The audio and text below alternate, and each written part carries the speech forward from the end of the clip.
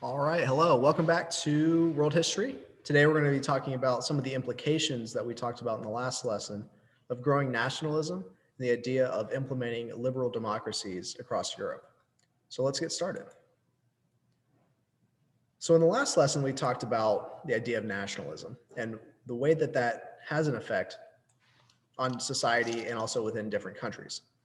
So the idea of nationalism really began to take root because many people started to identify with the area that they grew up in, the people they were with, and also, what it was that they were trying to accomplish. Now we talked about how people from certain areas had things in common with each other, or they had a certain religion that they all followed. But what they began to do was take the idea that if you were from this area, that was who you were on a biological level almost. So if you're from Russia, you were a Russian. You weren't just somebody who was, constantly involved with the things that society was doing, but it was ingrained in your body that was what your body was meant to be. It was to participate and work for the good of that group of people. So what does that all have to do with the idea of how this has an effect on what we see? So we talk about this idea of the concert of Europe, the European concert. And this conversation takes place before the Crimean War. So the Crimean War we'll talk about it, but the idea of the European concert is that everybody's getting along with each other. So Great Britain doesn't necessarily mind Prussia, who gets along with France, who doesn't mind Russia, who is okay with the Ottoman Empire, who gets along with Australia pretty well too. Austria, I mean. So when we use the term European concert, it has to do with the relationships between the different people and how overall this concert was generally pretty peaceful. And just for reference, this is kind of what we're looking at here. Great Britain obviously being up to the north, France in the west, Italy in the south, Austria in the center, Ottoman Empire out here, and then Russia over here. Prussia being the area that's just north of what today's Germany is, and that was their flag. All these are relatively modern flags except for this one. Prussia wasn't Germany yet, so that's why we have that to reference to. So prior to the Crimean War, the European concert was, all these countries were spread out, their empires were influential, but they generally kept within their own spheres. But there was this kind of general alliance between Prussia, Russia, and Austria. They all got along very well, so they didn't necessarily didn't feel a tension between each other, and they were willing to support each other. And we saw this throughout the revolutions. When there was a revolution happening in an area Austria controlled, Russia sent troops to help. And so all these different regions all kind of rely on each other to entrust each other that they're going to help out. So the result of the Crimean War is often drawn to be the unification of Germany and Italy as modern states, but it starts with a conflict between Russia and the Ottoman Empire. So this is kind of a map of Eastern Europe. And the Ottoman Empire controlled much of what is today's Turkey and then much of the Balkans as well. Now, the reason that this war started was because Russia had a major interest in taking over some regions here that would give them access to the Mediterranean. Austria, too, was also relatively interested in this, but more on that later. This was a region controlled by the Ottoman Empire, and Russia was willing to go to war with it. So the reason why is they want a warm water port, because all of the ports that Russia had are either landlocked. So if you have trade happening here, it can't get to the east or to the west. And if you're trading here, it can't get to the west. If you trade in the north, during the wintertime, it freezes. So they wanted to have access to the Mediterranean so that they didn't have to wait till spring came in order to continue trading. So in 1853, Russia invaded the Ottoman Empire to hopefully get some land, to have access to the water. Now, Great Britain and France came to the aid of the Ottomans because they thought that Russia was being too aggressive and too powerful and didn't want to have them interested in that. So what Austria did, well, thinking about it, Austria was friends with Russia, weren't they? Well, they didn't help out Russia in the way that Russia wanted them to. In fact, they just stood on the sidelines and didn't do anything. The reason why is that they thought that they'd have a good opportunity to expand their own interest in the Balkans if Russia lost this war. So here's a kind of a quick image of during the Crimean War. Great Britain and France, they come to help out the Ottoman Empire. They push back the Russians, and Austria and Prussia stand by because when Russia loses this war, they don't have as much influence in this region anymore. So Austria has a chance to step in and have some influence. So kind of just a quick recap. Russia and Austria were chief powers in that region of Eastern Europe. Austria, however, did not support Russia during the Crimean conflict because they had their own interest in Eastern Europe. And the overall result is that Germany and Italy, in the midst of this chaos and disruption of the concert of Europe, allowed themselves to unify and become their own independent countries. So we saw this map before, but now these three countries aren't necessarily friends, and everybody else is kind of confused about which side they're on. So when we talk about Italian unification, we got to understand what Italy was. Looking back at this map, there are several different regions in which Italy was made up of. Different countries, different states, they all kind of ruled themselves or were ruled by somebody else. But the king of one of the northern regions, a guy named Victor Emmanuel II, was kind of the guy who was the leader of the unification process. So what he did two important things. One, he made a guy named Cavour as the prime minister of Italy, of his region. And what he was able to do with this is he increased the economy so that they could have collect more taxes, and then with those taxes be able to pay for a stronger army. A few years later, they struck an alliance with France and started a war with Austria. This is known as the Franco-Austrian War, or the war between France and Austria.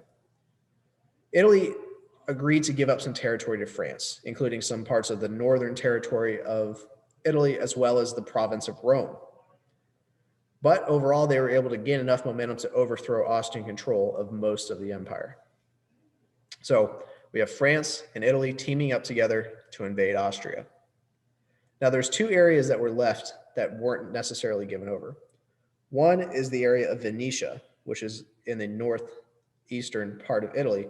The other is the province of Rome, which is in the center of Italy. But everything else was united Italy. So again, the two areas are Rome and Venetia. So there's two more wars that were fought that we'll talk about that had broader implications. But as far as the Italians were concerned, during the Austro-Prussian War, a war between Austria and Prussia, the Italians sided with Prussia, and in doing so gave them the ability to gain back Venetia. So looking back at this map, a war that was fought between these two countries is very close to where Venetia was. And if the Italians helped the Prussians, then they would be able to have access to that. The other is a war fought between the French and the Prussians, or the Franco-Prussian War. And here Italy also then sided with Prussia, and in doing so was able to combat and regain a territory that France was holding on to in Italy, namely Rome. So that's kind of the Italian unification story. Moving over to Prussia, there's another key term we need to understand. One is nationalism, and we understood that finding this pride in your own national identity. The other is militarism. And this is like a very strong reliance on your trust in your military and your army and your navy. And that's kind of the driving force of your foreign policy. Now, this is the flag of Prussia. It's a little bit different than what Germany's flag looks like today.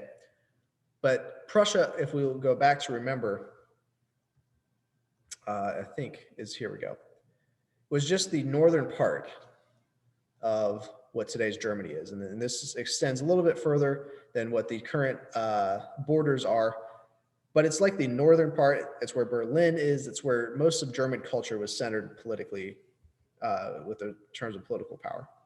And that region in Prussia had a very, very strong military. Their military was very good. Often they would hire out soldiers to help out other countries. Now, we talked about this previously, but the Frankfurt Assembly was an effort to try to unite Germany several years before this. But the reason Prussia didn't want to join was because it was going to be too much like a democracy. However, a few years later, they understood that there would actually be quite a few advantages to this.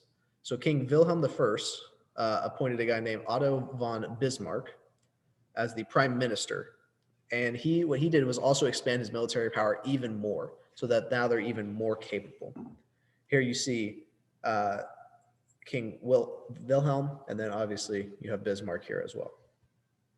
So in 1866, there was the Austro-Prussian War, or also known as the 7 Weeks War, because the Prussian military was so strong that it won the war in less than 2 months. Happened in 1866. The Prussians defeated Austria. And what this did was it consolidated the northern German states. So like the northern part of Germany is now one country. This was the helmet worn by the Prussians. Its design is similar to that which you'll see in World War I, which is kind of where all of this is leading to. So again, here's an image to show the Austro-Prussian War. Prussia engages in a conflict with Austria and has some help from the Italians. And one of the consequences is Venetia is now given over to Italy. And Prussia unites its northern provinces to push against Austria. So here you see all of this is now Prussia. The southern parts are not yet part of Germany, but this is now the consolidated German state. The first time we have a German country, or the Northern German Confederation is what it was called. So then this is kind of the new flag that the Germans would use. And that flag was used to fight in the Franco-Prussian War, which is a war fought between France and Prussia from 1870 to 1871. Now, the southern German states didn't necessarily like the northern German states. And often they made an alliance with Catholic France because their religion was actually more similar to the French than it was to the northern Germans. However, this war fights over an issue that had to do with who was going to be the next ruler of Spain. And so war is sparked, and Prussia is really, really excited about this because it gives them a chance to fight another war. And they invade France, and as a result, they get to keep the southern German states. And the southern Germany then joins the German Confederation. William was declared Kaiser, which is the German translation of king, or Caesar, more like, probably closer to Caesar. And it's declared the Second German Empire, or Reich. We'll often hear in modern history the idea of Hitler's Third Reich. This is in reference as far as the sequence of the Second Reich goes all the way back to Kaiser Wilhelm. The First Reich goes a little bit further back, further than what we are studying currently. But just so you guys understand the context of that, this is the Second German United Empire. So just an image here, you see you have the Prussians, who are now the northern Germans, invading France and Italy, helping out. As a result, Italy gets to keep Rome, and Prussia is now united as the German people. So that's a lot of information. It's a lot of crazy stuff happening. But by 1870, this is kind of the result that what we see is after the Franco-Prussian War, we have two very clear sides that are now in line with each other. For the most part, Britain had been able to stay out of the way of some of this conflict, but they now see themselves more aligned with with France. And they also find themselves more aligned with Russia. And the reason being for this is that there's a very strong alliance between Italy and now Germany, but there's also but because of this kind of centralization of power, it makes the people on the outside more likely to work together because they're less likely to work with the people on the inside. So I'll show you guys this image here, and this is kind of the broad map of what it looks like. But Great Britain and Russia get along very well. Russia and France get along pretty well. Turkey gets along with Austria. Austria gets along with Germany, and Germany gets along with Italy. Even though there were these conflicts that happened between them, there's a clear dividing line between these two sides. And this line wasn't necessarily solid at this time. I only make it solid to make it clear to you guys kind of how it looks, what this develops into. But if you guys have read ahead in any, you see that these are the two sides in the war to end all wars, World War I, that is. So going back to the Crimean War, in the ending of the European concert, we see the origins of the sides being drawn to fight in World War I.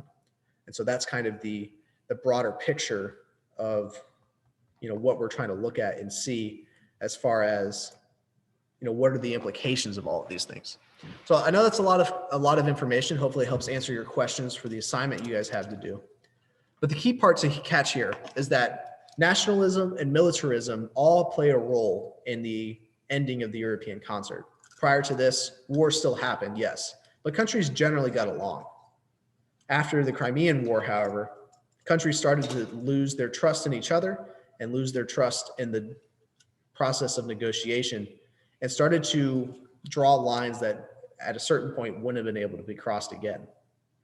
So that's what the entire Crimean War and this whole crisis is all about, and the ending of the European concert. So thank you for tuning in. I hope to see you next time.